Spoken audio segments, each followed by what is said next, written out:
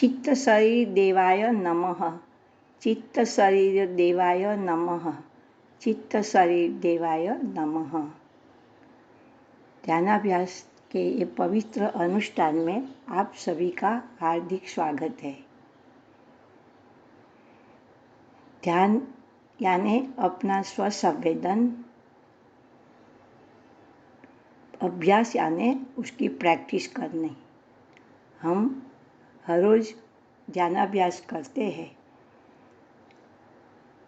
अपने अंदर देखना हमारे में कितना अंदर की रुचि हुई है और कितनी बाहर की रुचि ख़त्म हुई है, क्योंकि ये प्रैक्टिस करते करते हम अंतर्मुख रहने का प्रयत्न करते हैं तो दिन प्रतिदिन ज़्यादा के ज़्यादा हम अपने सन्मुख रहने का प्रयत्न होना चाहिए, क्योंकि जो हमारा कार्य करना है वो अपने सन्मुख रह के करना है और वो उस कार्य में बाहर का कुछ नहीं करना और अपने में भी कुछ ही नहीं करना है।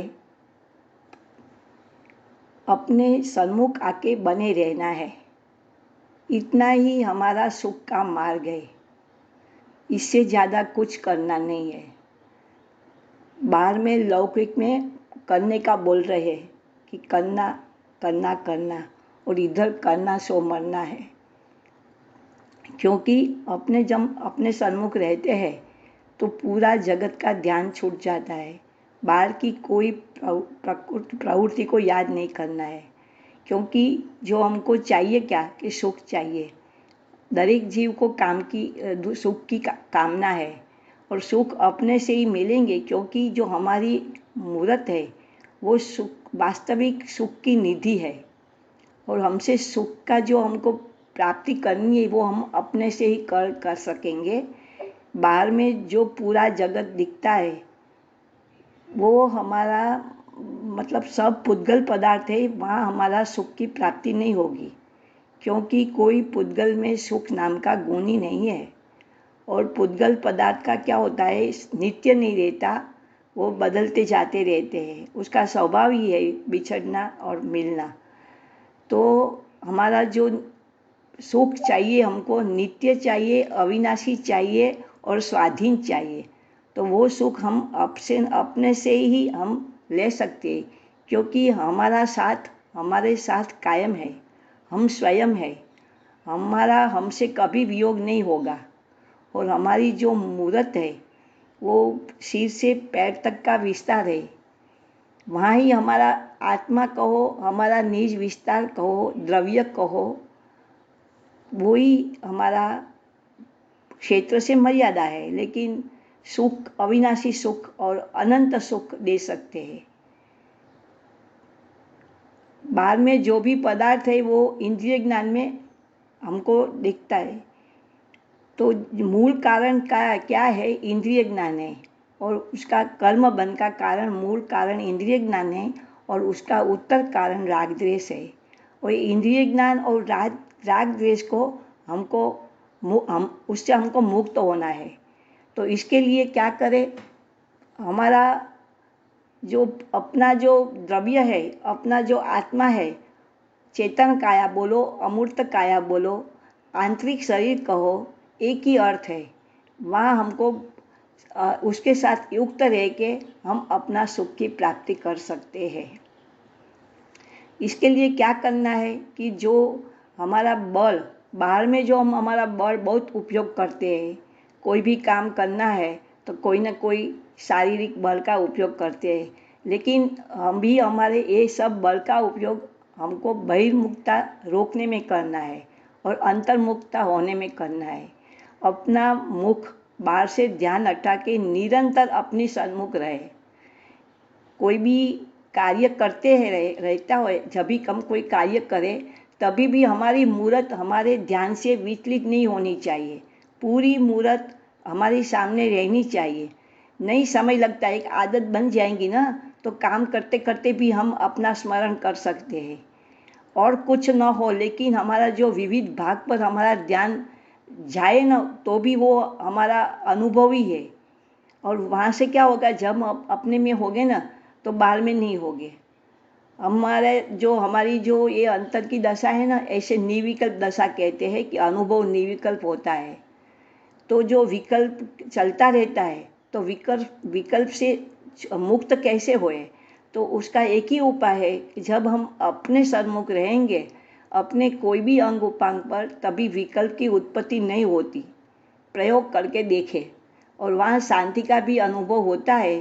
तो वो शांति की हम पहचान लेंगे कि इधर हमको जो शांति का अनुभव होता है, सुख का अनुभव होता है, तो हम बारंबार हम अपने सन्मुख जाएंगे, क्योंकि शांति सबको प्रिय है, सबको सुख चाहिए। तो सब अपने अंतर में जाने का पुरुषार्थ हमारा ऐसे ही स्वयं बढ़ जाएंगे। और और दरेक जीव को सुख चाहिए, तो और वो शारीरिक सुख ही सुख है। कल्पना करो, सब बाहर में बहुत अनुकूल संयोग है, गाड़ी है, बंगला है, सब कोई बात की कमी नहीं है, तो भी जो कोई शरीर में रोग आ गया, तो ये रोग से सब बाहर का सुख कोई सुख नहीं लगेगा। क्योंकि अंदर में हमारा जो स्वास्थ्य अच्छा तो सब अच्छा, और स्वास्थ्य नहीं अच्छा तो कुछ अच्छा नहीं लगेगा। तो जो हमारा जो ये ध्यानाभ्यास है, तो उसका अगणित लाभ है। उसमें से एक लाभ वो है कि हमको स्वच्छ रखते हैं, सुखल रखते हैं, और मतलब निरोगी रखते हैं। और कोई ऐसा ध्यान का फल है ना कि कोई बाहर में प्रतिकूल संयोग भी नहीं बनते ज़्यादा तक, क्योंकि सब अनुकूल हो जाते हैं। तो ये मार्ग की श्रद्धा करने के लिए इतनी हम बातें करते हैं, क्योंकि मार्ग की श्रद्धा होगी तो हम मार्ग पर चलेंगे ना। तो इसलिए जो बातें करते हैं वो ध्यान नहीं है, लेकिन ध्यान के बारे की बात है कि हम ध्यान पूरी समर्पणता से करें, पूरी रुचि से करें, और मतलब पूरा बल से, पूरा प्रयत्न से हम अपने सन्मुख रहने का करें। तो ऐसा जो भी कार्य करना है, तो वो पूरी समझ कर ले, तो ये कार्य अच्छी तरह से होता है। कोई भी बाहर में भी कोई कार्य करते तो हम विधि समझ लेते हैं, कहीं जाना है तो भी समझ लेते हैं। तो ये मोक्ष मार्ग को पूरा अच्छी तरह से समझ ले, क्योंकि समझ में आएगा ना, तो भी जब भी कभी बाद में हम जुट जाते हैं, कोई ना कहने से, कोई नहीं देखा देखी से हमारा मार्ग में हम च्युत हो जाते हैं। तो ये मार्ग है ना, बहुत गुप्त मार्ग है। अपने मार्ग में अपने को ही चलना है, उसके लिए किसी की सहाय की ज़रूरत भी नहीं है। और मार्ग की रुचि हो तो उसके साथ बातें करें, जिसको ये मार्ग की रुचि न हो तो इसके साथ बातें करना भी वृथा है। तो इसलिए हमारा जो अंतर यात्रा करनी है हमको, तो वो हमारा अपना ही कार्य है, और हम अपने घर में बैठकर भी कर सकते हैं। कहीं जाना नहीं है, कोई काय चेष्टा नहीं करनी है, वचन चेष्टा नहीं, कोई शास्त्र का अभ्यास की भी ज़रूरत नहीं है ज़्यादा तक। खाली इतना समझ ले ज्ञान में कि हमारी जो मोक्ष मार्ग की विधि समझ ले। और जो ज्ञान है ना, वो ज्ञान को मर्यादित लाना पड़ेगा, क्योंकि ज्ञान का मुख बाहर है, और हमारा जो ध्यान करना है तो उसका मुख अंदर है।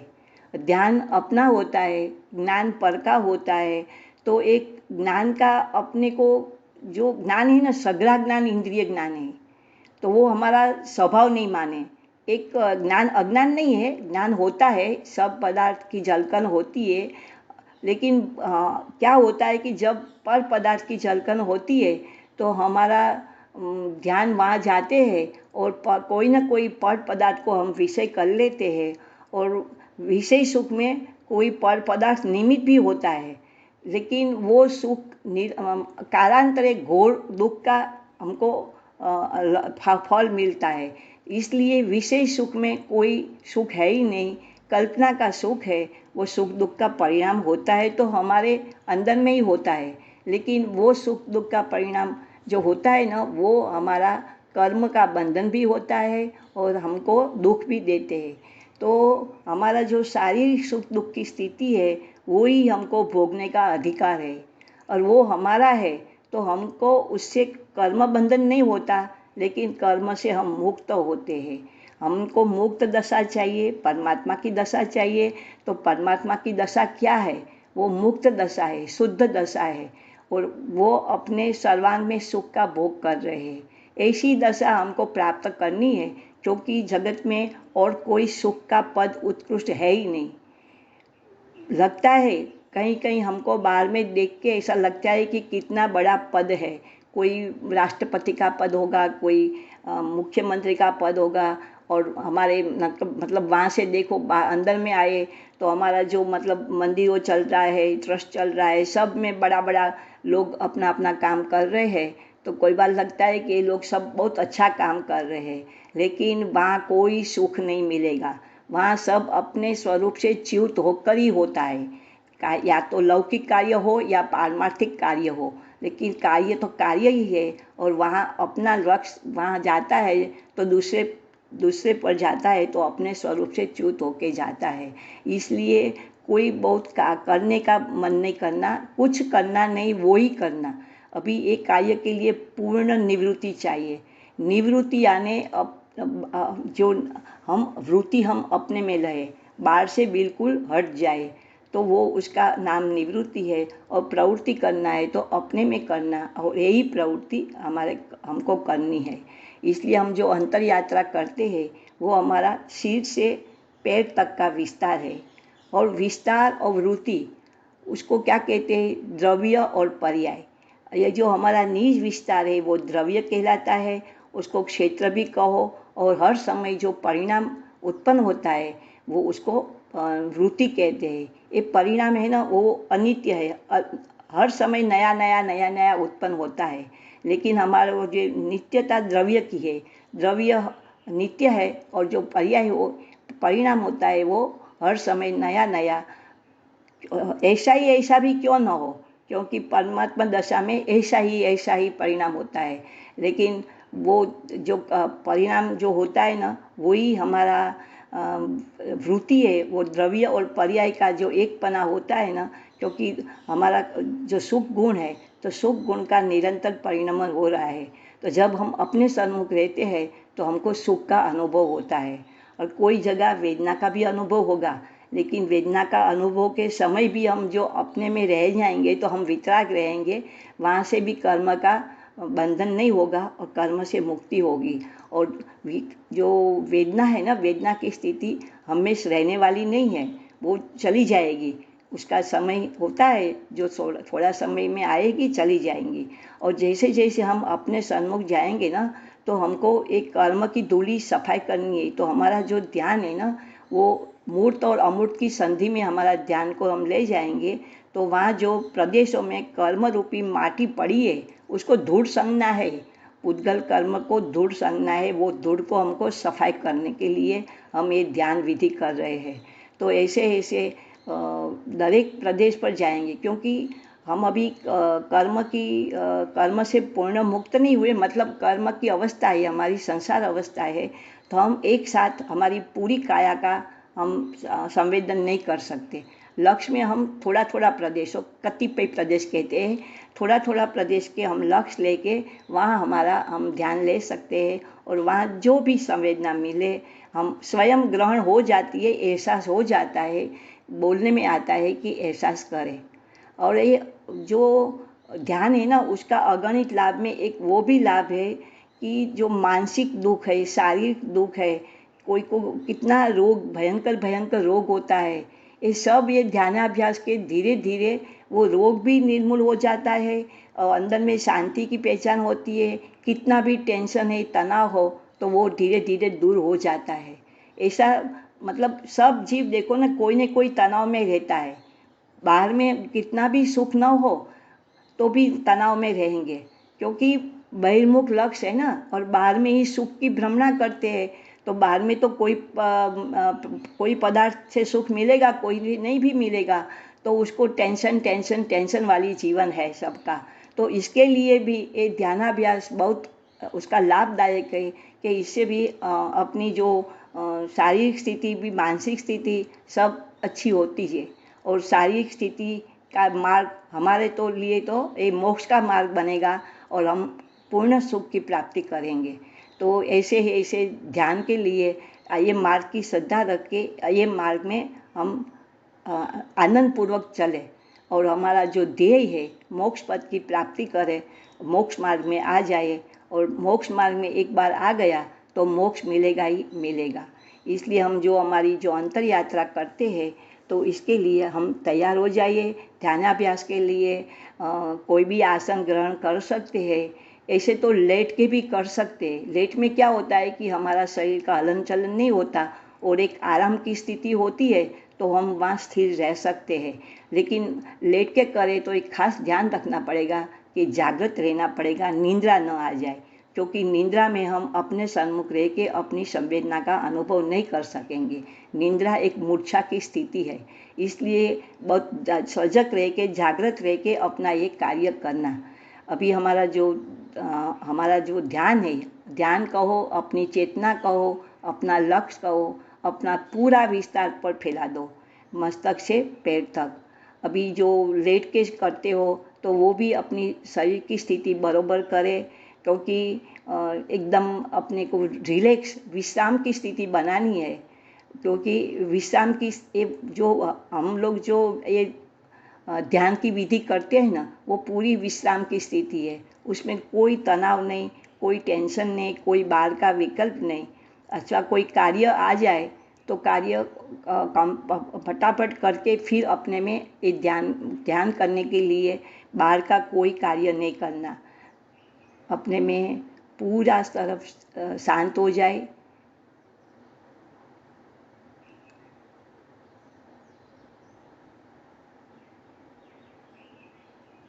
आपको कुछ करना नहीं है, जो भी निर्देश मिले वो निर्देश के अनुसार करते जाना। कुछ रह जाए सुनना तो खेद नहीं करना, सुनना रह जाए तो कोई बात नहीं, फिर आगे अपना काम ले लेना। जहाँ भी हम निर्देश करें वो अंग पर ले जाना अपना ध्यान को। कोई मन गति भी जा सकते, कोई तीव्र गति भी जा सकते हैं। जैसे भी हमारा ध्यान अपने पर बना रहे, ऐसे ऐसे ऐसे एक अंग पर से दूसरे अंग पर हम जाएंगे। अपना ध्यान को अपना पूरा दाहिना भाग पर ले आइए। शरीर का जो हमारा आंतरिक शरीर की बात है, वो पूरा दाहिना भाग लक्ष्य में लें।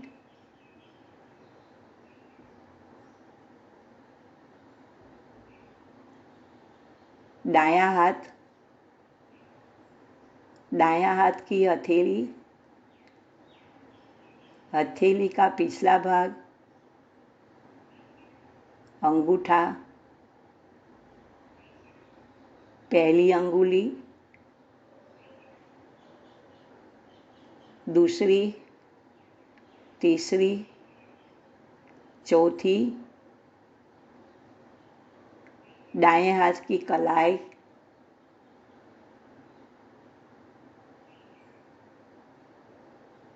कोहनी, कंधा, कोहनी से नीचे का हाथ, कोहनी से ऊपर का हाथ, पूरा दायां हाथ, दाईं बगल, दाईं कमर,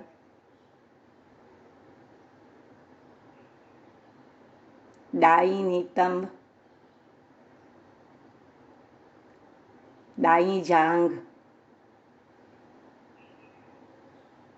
दायां पैर का घुटना, दायां पैर की पिंडली का प्रदेश,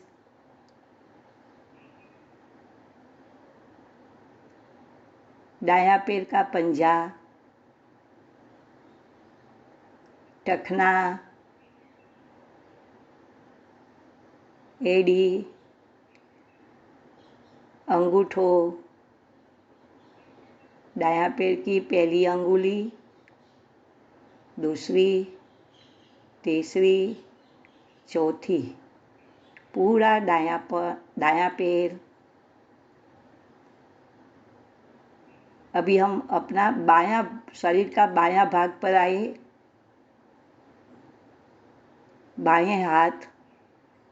बाएं हाथ की कलाई, बाएं हाथ की हथेली का पिछला भाग, अंगूठा, पहली अंगुली को तर्जनी कहते हैं, मध्यमा, अनामिका, कनिष्ठा, पांचे अंगुली का अग्रभाग, कलाई, कोहनी, कंधा, कंधा का पीछे का भाग, कंधे से कोहनी तक का हाथ, कोहनी से कलाई तक का हाथ, पूरा बायां हाथ, बाईं बगल, बाईं कमर, बाईं जांघ का प्रदेश, बायां नितंब, बायां घुटना, बायां पैर की पिंडली का प्रदेश, बायां टखना, बायां पैर की एड़ी, बायां पैर का तलवा, पंजा, अंगूठो, पहली अंगुली, दूसरी, तीसरी, चौथी, पूरा बायां पैर। अभी हम ऊपर के भाग पर आए, सिर का भाग, सिर का आगे का भाग, पीछे का भाग, दोनों आईब्रो जो भौं बोलते हैं, पलक, एक प्रकृति ने हमको पलक दिया है, कुदरती आँख हमारी बंद हो जाती है, कोई पवन आंधी आए, कोई कहीं मतलब कोई बाहर में कोई थोड़ा कुछ हलचल हो जाए तो हमारी आंखें तुरंत बंद हो जाती है। वो आंखें अपनी रक्षा के लिए अपने पलक दिया है कुदरत ने, तो हमारा एक काम बहुत सरल हो जाता है, आंखें हम तुरंत बंद कर सकते हैं और आंखें बंद करने से पूरी इंद्रियों का व्यापार रुक जाता है। और आँख है ना, सर्व से अधिक बहिर्मुख रहने में निमित्त है। हम जो बहिर्मुख होते हैं ना, मूर्त पदार्थ को देखते जानते हैं ना, तो उसमें सबसे अधिक आँख है और आँख से ही हम ज़्यादा कर्म बांधते हैं। इसलिए आँख को जरूर न पड़े तभी तभी आँख बंद कर लेना। अकेले में हो, हम कुछ करते नहीं हो, तो ऐसे ही बैठ के विकल्प करें, इसके बदले हमारी आंखें बंद करके अंतर यात्रा करना, ऐसी एक आदत बना देना। बोलते हैं ना कि आत्मा को एक समय भी भूलना नहीं। ऐसी आगम में तो बहुत बातें आती है, आत्मा आत्मा आत्मा की बातें, लेकिन बातें में नहीं रहना है। बातें के लिए हम आत्मा के सन्मुख रहना है। वो कार्य जो रह गया है हमारा करने का, वो कार्य अभी हमको यही समय में करना है। और ये कार्य करते करते हमारी जो बाकी की जिंदगी है वो पूरी करे। हमारा आत्मा के एक समय भी हम भूले नहीं, उसको सदा सदा हम अपने लक्ष्य में रखें। तो बस एक कला आ जाएगी ना, तो कुछ भी काम करते रहो, कुछ भी बाहर का सहयोग में आ जाए, कुछ भी अच्छा बुरा हो जाए, लेकिन अपने को नहीं भूलना। अपनी मूर्त अपने सामने ही रहनी चाहिए। जैसे कोई पिक्चर देखते हैं, किसी का कुछ देखते हैं तो स्मरण में आता है ना, तो वो सबको भूल जाओ। बाहर की जगत के साथ कोई संबंध नहीं रखना है, और संबंध है तो भूलना है, क्योंकि वो हमारा विकल्प आता है, हमारा ध्यान से हमको च्युत करेंगे। इसलिए बाहर का सब संबंध तोड़ दो पूरा जगत के साथ। अब ये ध्यानाभ्यास में जो हम संकल्प करते हैं ना, तो वो संकल्प पूरा होता ही है, होगा ही है।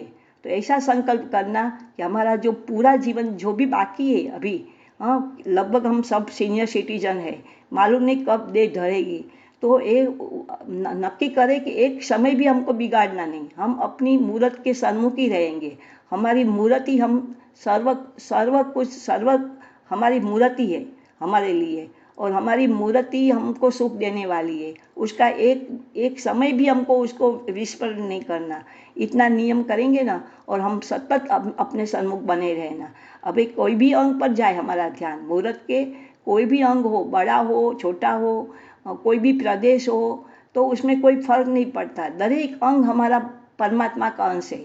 दरेक अंग को हम नमन करें, दरेक अंग को प्रमोद भाव से उसके नजीक जाओ, उसके सन्मुख रहो, उसमें जो भी मिले उसको ग्रहण करो, एहसास करो। बस इतनी रुचि हो जाए अपने पर, ये रुचि में हम पूरा जगत भूल जाए।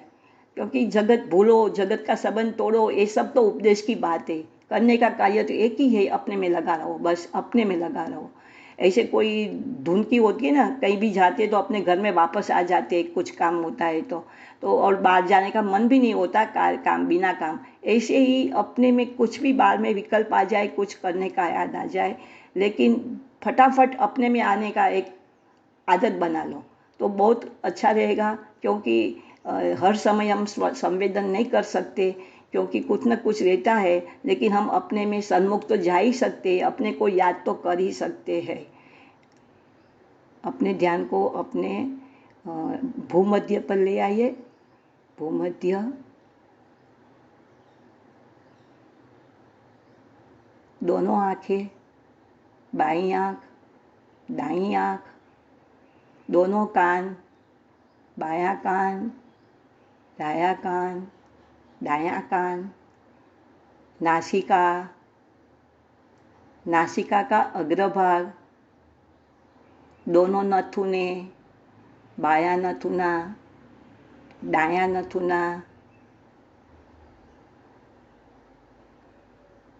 बायां गाल, दायां गाल, दोनों होठ, ऊपर का होठ, नीचे का होठ, मुख के अंदर तालू का प्रदेश, दंत पंक्ति, ऊपर की दंत पंक्ति, नीचे की दंत पंक्ति, मसूड़े का भाग,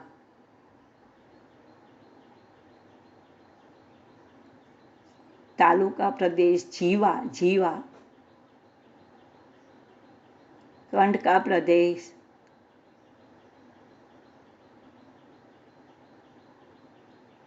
ठुड़ी, ठुड़ी क्या बोलते हैं मालूम नहीं, ठुड़ी कहते हैं।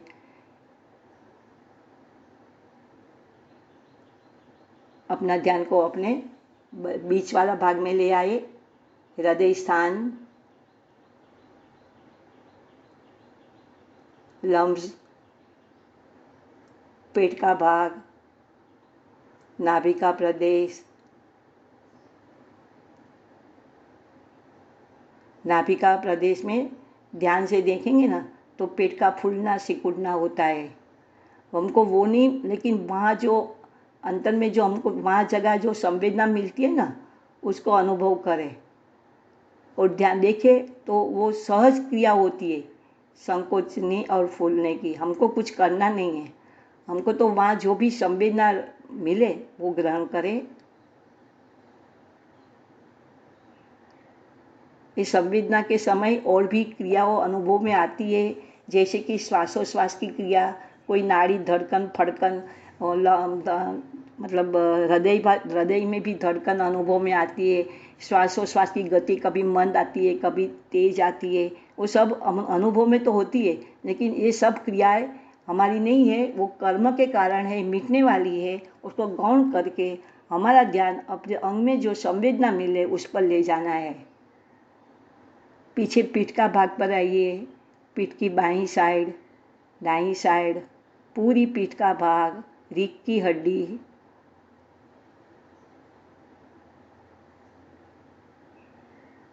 इसे हम जो लेटे हैं तो लेटते हुए तो जमीन के स्पर्श में भी हमारा पीछे का पूरा भाग स्पर्श करते हैं, तो पीछे के भाग में भी जो भी संवेदना मिलती है उसका अनुभव में ले। मस्तक का पीछे का भाग, गर्दन का पीछे का भाग, पूरी पीठ का पीछे, पूरी पीठ तो पीछे ही है, पीठ का भाग, नीतम जो जमीन में रहते हैं, मतलब स्पर्श करते हैं, तो दोनों नीतम,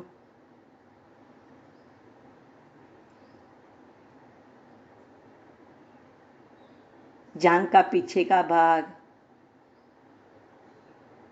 घुटने का पीछे का भाग, पिंडली का नीचे का प्रदेश, दोनों पग, दोनों पैर का तलवा, जहाँ सबसे हमको ज़्यादा संवेदना मिलती है, एक पग के पैर के तलवे पर, होठों पर और हथेली में आप अनुभव करेंगे। वहाँ ज़्यादा हम रहेंगे, ठहरेंगे तो अंदर में हमको संवेदना ज़्यादा मिलती है। और एक संवेदना है ना, किसी को कम, किसी को ज़्यादा, किसी को कोई और, क्योंकि दरेक जीव की कर्म की स्थिति अलग अलग होती है। तो किसी को, हर एक को कोई ना कोई अलग अलग संवेदना मिलेगी, तो किसी के साथ तुलना नहीं करना। और ध्यान भी कैसा है, हम करा नहीं सकते, अपना ध्यान जहाँ जाओ तब जाने दो, और वहाँ जितना रह सको उतना रहो। ये सब अपने अपने अनुसार हम कर सकते हैं, लेकिन जो विधि है ना, एक ही विधि है। कोई भी भाग पर जाओ, वो अपना ही अनुभव है। वो जो भाग है ना, वहाँ खूब आनंद से, प्रमोद से अपने भाग से जुड़ाओ, क्योंकि वो हमारा परमात्मा का अंश है, हम ही है। और खुश हो जाना, प्रसन्न हो जाना, अपने में जितना रह सको, अपनी रुचि इतनी करो कि वहाँ से निकलने का मन ही न हो।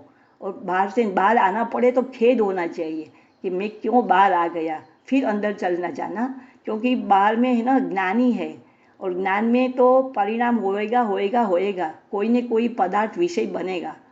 ऐसा नियम है कि अपने से च्युत हो गए ना, तो बाहर में कोई न कोई पदार्थ लक्ष्य आए बिना रहेगा नहीं, और विषय होगा ही होगा।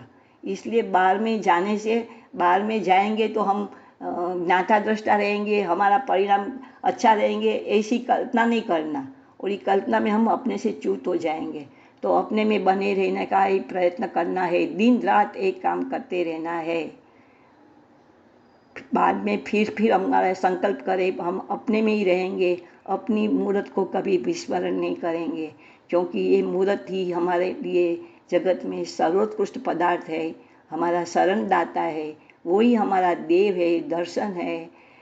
उसकी पूजा करो, उसकी भक्ति करो। अपनी भक्ति अभेद भक्ति है, पर परमात्मा की भक्ति से हमको कुछ लाभ होने वाला नहीं है। लगता है कदाच कड़क लगे बोलना, लेकिन जब हम पाप में से छूट के पुण्य में आए थे, तो पुण्य में रुकना नहीं है, पुण्य से आके हमारा शुद्ध स्वभाव प्रकट करना है। हमारा अभी पर्याय में अवस्था में अशुद्धता है, स्वभाव से भले शुद्ध हो, और वो अशुद्ध अवस्था पर से बनी है, पर सन्मुख होके हम अशुद्ध बने हैं, तो पर सन्मुखता छोड़ के ही हम शुद्ध बनेंगे। और परमा कोई भेद नहीं करो, वो मतलब कोई भी हो तो पर ही है। इसलिए अपने में आने का लिए ये पूरा मार्ग लगेगा कठिन है, लेकिन बहुत सरल मार्ग है। बाहर से अपना वर्तुल जो लंबा करके बैठा है फैला के, वो संकोच करके अपने में आने का है मार्ग। अपने को मिलने का नाम ध्यान है। ध्यानाभ्यास અહીં हम समाप्त करते हैं। आपका सहकार बदल धन्यवाद। मेरा मुझको नमन हो, मेरा मुझको नमन हो, मेरा मुझको नमन हो।